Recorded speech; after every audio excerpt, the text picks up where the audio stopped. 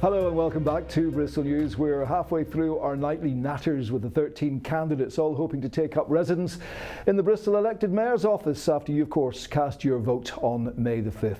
Don't forget your comments and your questions can play a big part. You know how to get in touch with us. The details on screen now.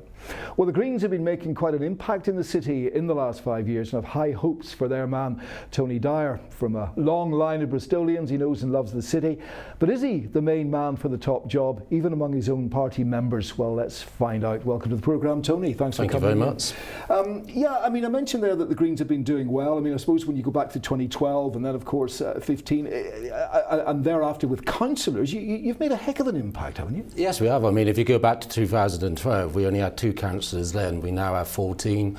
We had about a couple of hundred members. We now have well over 2,000. And our share of the vote in 2015 we got 1 in 4 to vote. Major collapse of the Lib Dems, of course, but what do you put your rise very briefly into? I think one of the key things is that when people have elected Green councillors in particular and they've seen what they can do once they're elected, they want more of the same. Well, the party then doing very, very well, as you say, from 6 to 14, the increase in the number of councillors. What about you as that front man? A little bit of a surprise, would it be, to some people, bearing in mind there might be 1, 2, maybe even 3 quite high-profile faces that could have taken that role? There certainly could have been, and I was very pleased to be selected. I was asked to put my name forward. There were other people that were considering putting their names forward. In the end, they decided, once they heard that I was going forward, and they decided to pull out, which I guess is a vote of confidence. Why was that? Why? A couple of them came up and said to me afterwards that they felt that my approach and my policy-based understanding was something that they wanted to see at the forefront. Is that maybe it, though? I mean, would it be unfair of me to suggest in some ways you're a respected policy man, you pore over the detail, you put the policies, the analysis together, and then one would maybe expect you to pass that on to this sort of big and charismatic front man, or is that unfair? I don't think it's completely unfair. I think part of that has been my position within the party in the past. But I think what we're coming up to with this city is that we're entering a period of time where you can't really hand it on to somebody. You need to have somebody at the top leading the city who actually understands the difficulties that we're going to be facing. But also somebody who is a leader and somebody who can pull people together. Are you that man? I believe I am. I've been a leader in the business sector, working with some quite large companies. I've managed to pull people from quite different new companies together to work for a much larger company, and I think I can pull people together from different parties upon the council as well. And you've written a booklet on Anglo-Saxon governance, so you've obviously got the common touch, Tony, as well, have you? Yes, I mean, I think that was probably a little bit of vanity publicity on my part, but... Was it? I've obviously read it, I clearly have. Let's go through, I mean, we'll come back to that in just a sec if you don't mind, because there's been some sort of raised eyebrows in your own party about your standing, but let's just quickly look at some of the policies, and I say quickly because when we do 13, we find some of these policies coming time and time again. I mean, for example, as far as the houses are concerned, 8,000 new homes in the next 4 years, 2,800 affordable. Well, we had Marvin Rees in on Friday saying exactly the same thing, you know, the same number, 2,000 a year till 2020. He had more affordable at 3,200. Why should people look at you guys and think they're just plucking numbers from the air to get elected? Well, I think, to be fair to both myself and Marvin... And the rest. And the rest, yeah. I think, well, what I know is I've been out talking to developers and to housing associations and to other organisations that are involved in delivering housing, and I know they've also been talking to a couple of the other candidates. So it's nowhere surprised that the numbers are relatively similar, because those are the numbers that can be delivered given the political will to take it forward. And of course there has been the great increase, well, there's been an increase in the building of houses, hasn't there, over the course of the last year, and council houses coming back for the first time in 30 years as well. So hasn't been half bad, has it, under George Ferguson? Well, can I just say we have been building council houses over the last 30 years. There was almost 900 have been built in the last 30 years up to 2012. But the main difference is if you go back... It depends who you listen to, It depends, but if you go back to 1980, 1981, in that single year, we built 600 council houses, so that shows the gap there is between what's been delivered then and what's been delivered now. Yeah. What about low emission zone covering the city centre by 2012? Some people find that a bit dry, by 2020 rather. And are you going to ban diesel cars? Are you going to have a congestion charge? Just a quick one on both of those. Well, the quick one is, what we're looking for is low emissions, so it's about making the air better for people. It kills nearly 200. Cars we will from the city centre?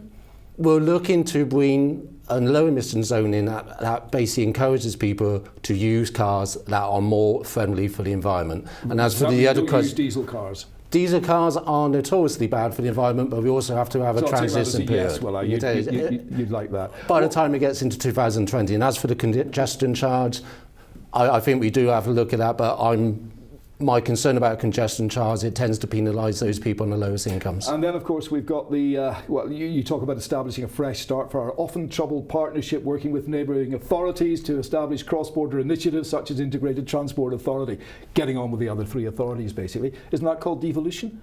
Part of it is devolution, but also part of it is building the relationships at the top level, which is something I have a lot of experience of doing, and it's about working with people and respecting their opinions as well, not trying to force things through just because it's your own particular option. Well, they've all signed up to this, the four authorities, draft-wise anyway, just have to convince their councils. It has to go through the councils, and it is looking increasingly likely that North Somerset possibly won't go ahead with it, so that will leave the other three. And I understand that it can go forward with 3 councillors, but not with 2. So it has to be at least 3. But that kind of usurps the getting over the petty squabbles, I suppose, that have held people back in the past. There's £1 billion at stake here, isn't it? They've got to knock their heads together and get on with each other, haven't they? I think what we have to be careful of is not to overstate how good this deal is. It's a step towards getting an even better deal. When Manchester started off, they didn't have the 2.75 billion deal they have now. They started off at stage 1 and then they moved forward. But we have to get over that first hurdle. But the other problem is also getting the governance structure right if we're going to get it approved. What's your style of leadership going to be then? I mean, you talk about drastic changes needing to be made. I would suggest maybe the current incumbent is a kind of a direct man, isn't he? A direct mayor, likes to get things done. Would you follow suit, or would you take a different approach? I think there are ways of getting things done in which you also involved and you take scrutiny from other people as well. My approach is one where you get good decisions made by inviting those who have expertise to get involved at the beginning. So you'd have a cabinet of the talents, would you? Yes, and we're based on people who I think are the best able to perform a particular function. So you'd have a cabinet based on the best people in that particular field, irrespective of what party they come from? Yes, it would be a progressive cabinet. Having people in you, I think, have the ability to drive Bristol forward and take it future. So you have a Conservative on your cabinet? I think it's unlikely that I would have a Conservative, because I think... But that's a complete contradiction. If the Conservative is the best person for the job, would you have them on your cabinet? To be the best person for the job, you need to be able to buy into the idea of having a progressive way forward for the city. So no Conservative could have a great idea to move Bristol forward, but you would bar them simply because of their political persuasion? No, what I'm saying is that a Conservative can have a great idea going forward and they can still contribute to the development of the city. That's what scrutiny is about. But you also said that you would prioritise Greens, wouldn't you? So you'd have a cabinet of the talents as long as they're not Conservative, and as long as they're primarily Green. No. After that, you'll take the best. No, sorry, that was not what I said. What I said was that I would look to the Green Party first, because they're the people I know better. There is no guarantee that it will be a majority Green Party cabinet. So you would look at the Green Party first. That's different from prioritising the Green Party. No, what I have is I'm looking at the functions that are available. Yeah. I know there are some people in the Green Party who can fulfil those functions. I'll look to them first, and then I'll also look at other parties. I am not committing to having a cabinet that is made up of a majority of Greens. Why did 7 members of your own party write a letter saying you're not the man for the job, that this George Ferguson, who's stood on pretty much a green ticket himself in many ways, is a better man for the job? Is that not highly embarrassing for somebody like you? It's upsetting more than embarrassing. I mean, it's worth pointing out that one of the people who wrote that letter is actually the office manager for George's campaign, and the coordinator for our party. A member of the Green Party.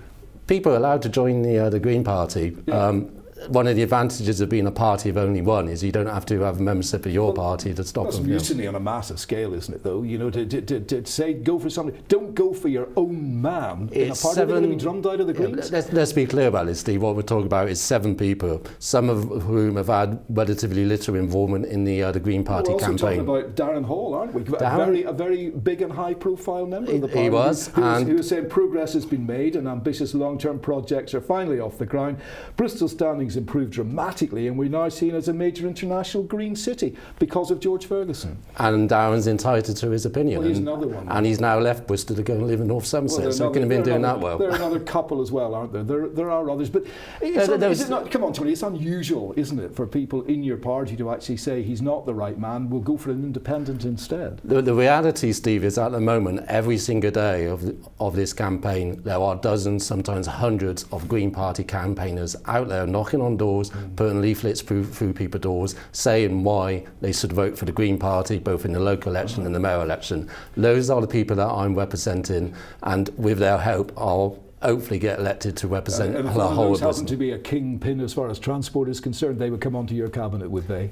If one, the cabinet has to be made up of members who have been elected to the council, and you know, there are a couple of people within the Green Party who I think could fulfil that job. There's also 1 or 2 people in the Labour Party who could fulfil that job. I've noticed as well that you do come up in dispatches maybe as a second vote, as a recommendation from other candidates as well. You know, is that the bridesmaid tag in a way? Because that's not going to mean very much if the front 2 are George Ferguson and Marvin Rees, is it? Possibly not, but I think it's also, you mentioned earlier about my style of leadership, and I think that what that indicates is that I have got the respect of the other candidates, and I think that's one of the things you need in this city. If you're going to lead the city, you need to make sure you have people following you, and you need to work with those people. All right, Tony, thank you very much indeed for coming in. Good to talk to you. Thanks very much indeed. There we are, that's Tony Dyer, of course, one of the field of 13 standing for Bristol Mayor. Here's the entire cast list. We're the only station, of course, talking to each every night up until you cast your vote next week. Tomorrow, it's the UKIP candidate Paul Turner. So we will see you then from your City TV channel. From all of us here, bye-bye for now. Bye-bye.